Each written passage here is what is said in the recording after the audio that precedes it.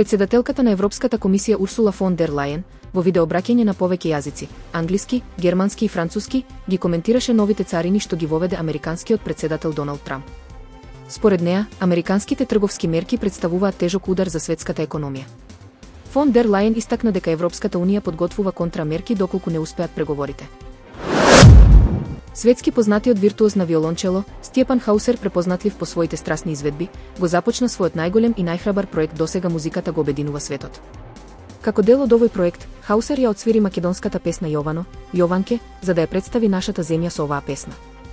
Овој проект на Хаусер не е само музичко патување, туку глобален манифест на единство, доказ дека музиката не познава бариери или поделби. За прв пат во историјата, еден изведувач ќе изведе препознатлива песна од секоја земја во светот, потврдувајќи го она што љубителите на музиката одамна го знаат. Музиката е универзален јазик што го разбира секој, без разлика на потеклото, културата или јазикот.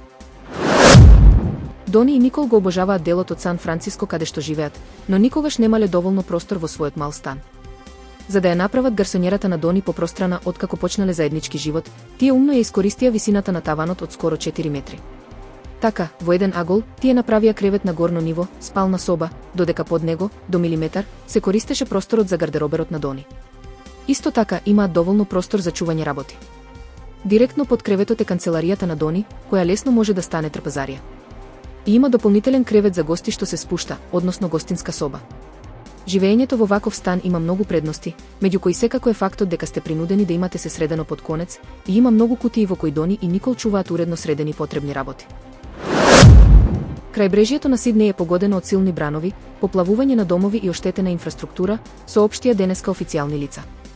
Во јужните предградија на Сиднеј, неколку домови беа евакуирани околу полноќ, откако бранови удрија во крајбрежната област, изјави портпаролот на Агенцијата за управување со вонредни состојби во Нов Јужен Велс, Ендрју Едмундс.